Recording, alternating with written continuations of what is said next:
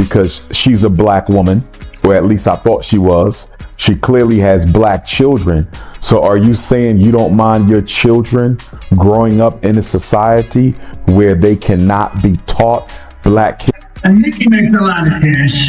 Not as much as Michael Dell.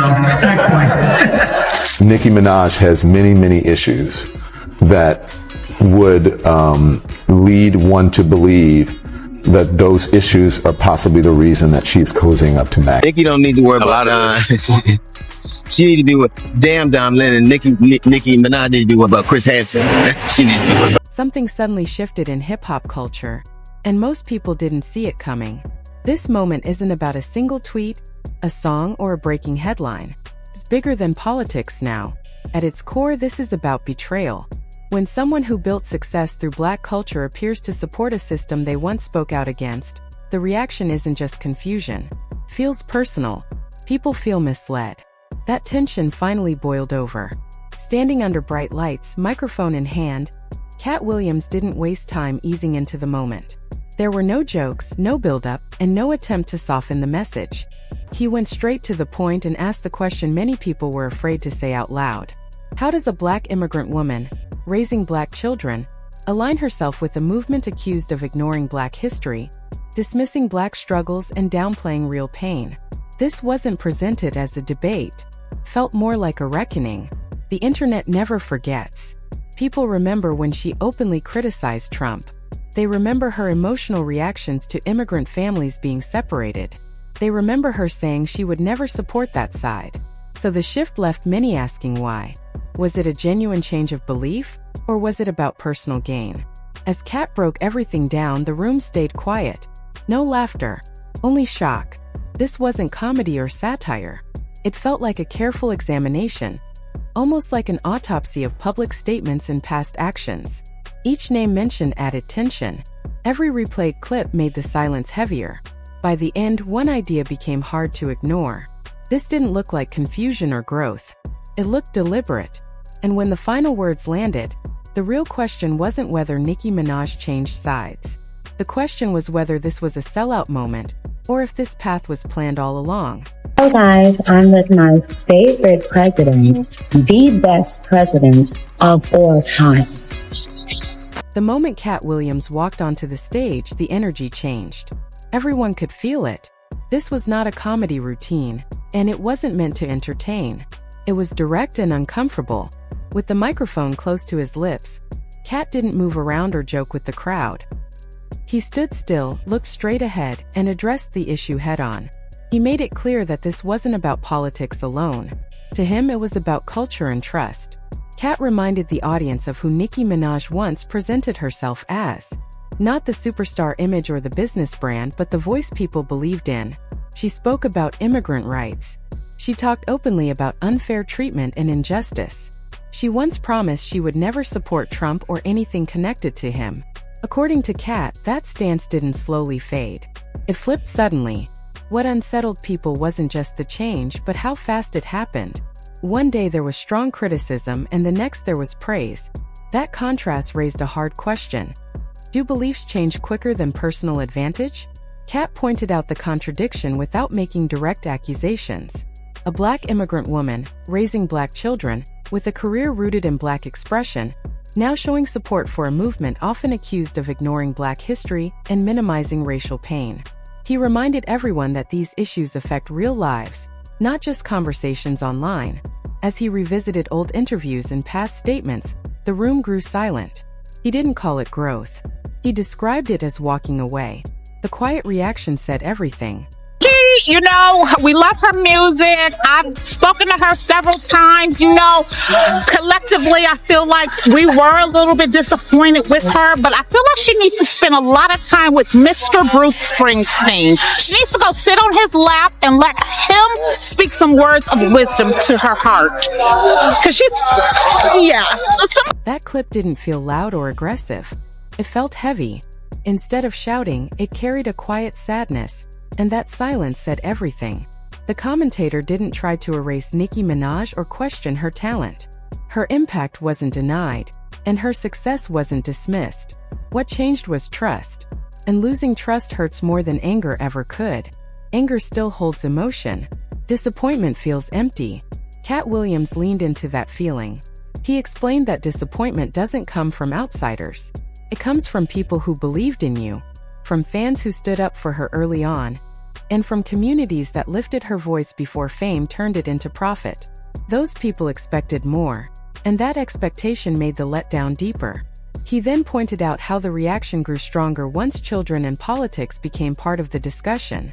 What once sounded like personal opinion began to feel like a broader message. That shift is when public figures, including D.L. Hughley, responded openly. Katt didn't repeat D.L.'s jokes. He didn't have to. He summed up the message behind them clearly. If someone wants to speak publicly about values, they can't ignore problems in their own space. The line landed with dark humor, and the crowd responded with uneasy laughter. Humor only works when it's close to the truth. Katt's tone shifted again as he spoke about the LGBTQ+ community. He treated it as central, not secondary. He reminded everyone that Nicki's rise was supported by fans who saw her as a symbol of freedom and self-expression. That same group now felt pushed aside. To critics, that contradiction was painful. A career lifted by loyalty now appearing to dismiss it. Katt called it abandonment. Then he used the word that hit hardest: sold out. The applause came fast, sharp, and tense. Not joyful, but protective. He didn't stay there. He moved to the Don Lemon exchange, explaining how attacking critics revealed a pattern. Anyone asking questions became an enemy. Pushback turned into victimhood. To Katt, that reaction didn't show strength. It showed insecurity. And that's when the final voice entered the conversation, not with sadness, but with anger.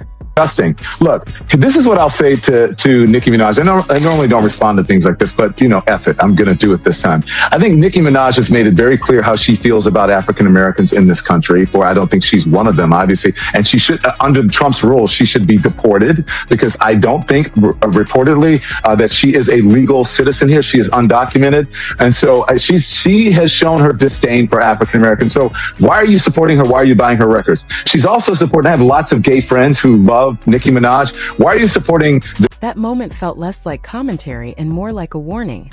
Katt Williams paused and let the weight of his words settle before closing the first part with his most unsettling point yet.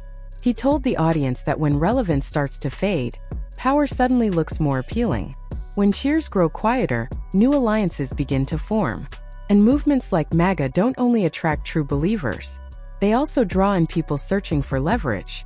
Katt leaned closer to the microphone and lowered his tone. He didn't raise his voice because he didn't need to. The question he asked was calm but piercing. Was this about conviction, or was it about business? As the lights dimmed, one thing became obvious. This conversation wasn't over. Doubt had already taken hold, and once it settles in, it doesn't leave easily. What began as disappointment in the first part shifted into something heavier. This was no longer about feelings. It became about consequences. Katt reminded the crowd that when power moves, staying silent is no longer neutral. Silence turns into participation. And when public figures change direction, the effects spread far beyond them.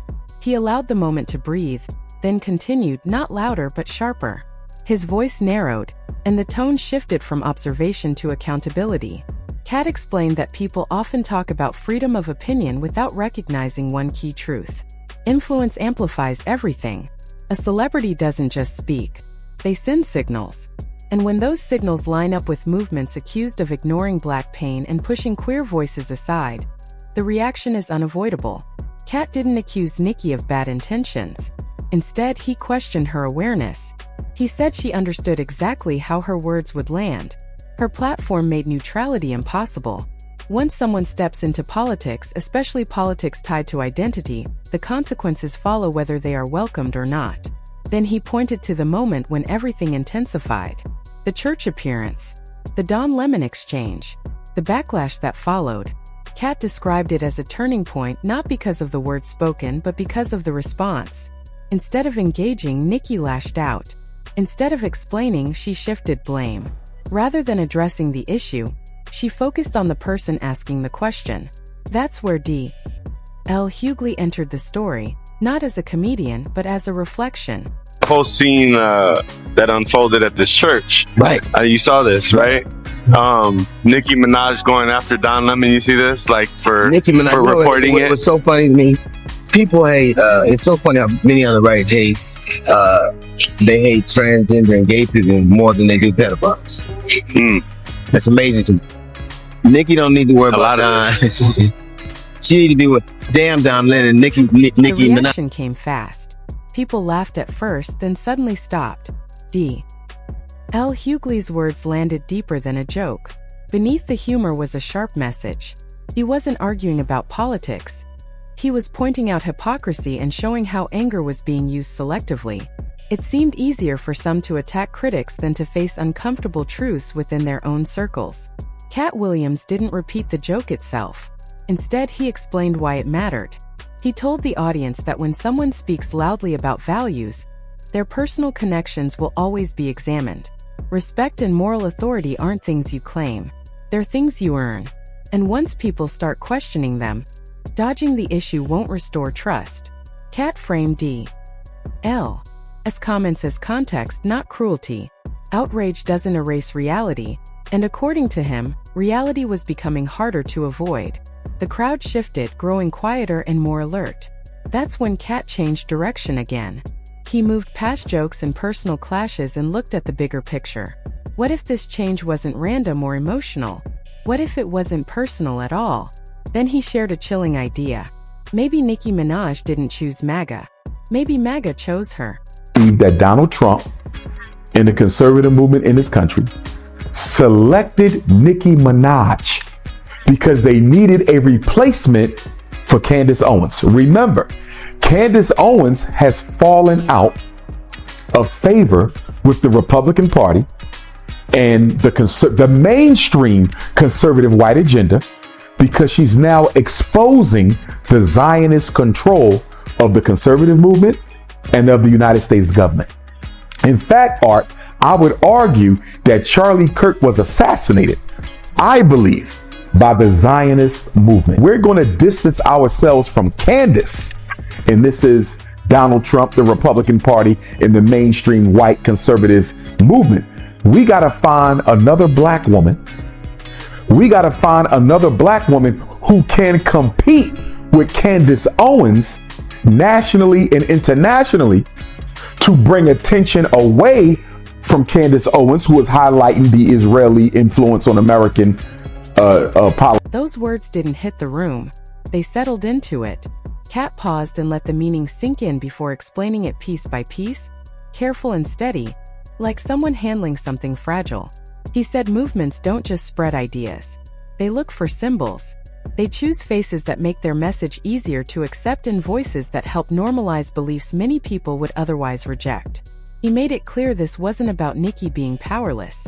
It was the opposite.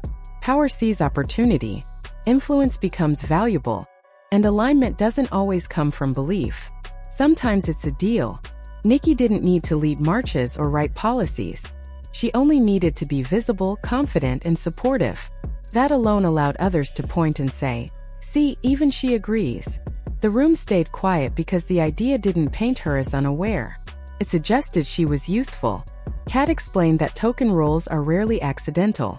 They are chosen carefully, especially when race, fame, and controversy overlap. In his view, she fit the moment perfectly. He reminded the audience that figures like Candace Owens lost favor not for changing views, but for becoming unpredictable. She stopped following the script. Nicki, according to this theory, did the opposite. She stayed in line. Then Katt delivered the sentence that froze the room. This wasn't representation. It was replacement. He said movements don't care about consistency. They care about cooperation. He didn't say Nicki was forced. He said she was selected. Selection brings benefits, like protection and praise, but it also carries a cost. Once you become the face, the backlash lands on you. Katt asked the crowd to look at the pattern, the sudden shift, the defensiveness, and the silence toward disappointed supporters. He didn't call it wrong. He called it revealing. When belief changes overnight, he said quietly, it's usually not belief at all. He said something to the effect that it's not just that we tell black children to feel proud of themselves, but it's like we're doing that, and at the same time, we're telling other children not to feel proud of themselves. And so I guess she was alluding to this false narrative that the conservatives are putting out there, that teaching black children black history and teaching white children the true history of America is somehow going to make white children feel bad about themselves. That bothered me because she's a black woman, or at least I thought she was. She clearly has black children. So are you saying you don't mind your children growing up in a society where they cannot be taught black history or the true history of America because some people feel it offends the self-esteem of white children? And this is so hypocritical, Art, because we've been in America 400 years at least under British North American control. And look at how the self-esteem and self-worth and self-value of black children has been and continues to be compromised for the benefit of the white child. And yet you're telling me that to implement a curriculum of corrective history where you're not insulting white people, you're not denigrating white people, you're simply making sure white children understand that the foundation of this country was laid and built and cemented on the genocide of Native Americans and the enslavement of African people. And not just the enslavement of African people, the dehumanization. The room didn't respond right away. Took everything in. This wasn't a quick clip meant to go viral. It felt deeper, like a challenge to common sense itself. Dr. Umar wasn't arguing laws or policies. He was questioning identity. He asked whether being close to power had replaced the responsibility to stay honest. Katt Williams let that moment breathe before explaining why it struck such a nerve. He said it hit hard because this wasn't theoretical. Nicki Minaj isn't only a celebrity. She's a mother. A black mother. She's raising black children in a world that already struggles to reflect their identity clearly. When someone in that position minimizes the importance of history, critics argue it sends a message far beyond politics. It suggests that some parts of identity can be bargained away. Katt made it clear that nobody was demanding activism or perfection. No one expected her to carry every cause. But when influence overlaps with education, silence becomes meaningful and words start to shape legacy. He reminded the audience that American history has never been neutral. It has often been cleaned up to protect those in charge. Teaching truth isn't about blame. It's about accuracy. And critics felt her comments challenged that accuracy. That's when the tone shifted from anger to sadness. Katt called it cultural grief. The moment supporters realize someone they admired no longer reflects what they believed in, respect turns into distance. Loyalty starts to fade. He described social media not as a mob but as a mirror. People weren't just criticizing Nicki.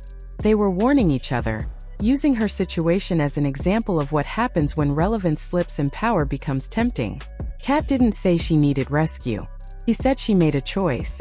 And choices don't need defending. They need accountability. He addressed claims that she was misunderstood or taken out of context, then broke that argument down simply. Context doesn't erase impact. Explaining harm away instead of listening to it reveals priorities. The silence in the room stayed heavy. This wasn't entertainment anymore. Felt like closure.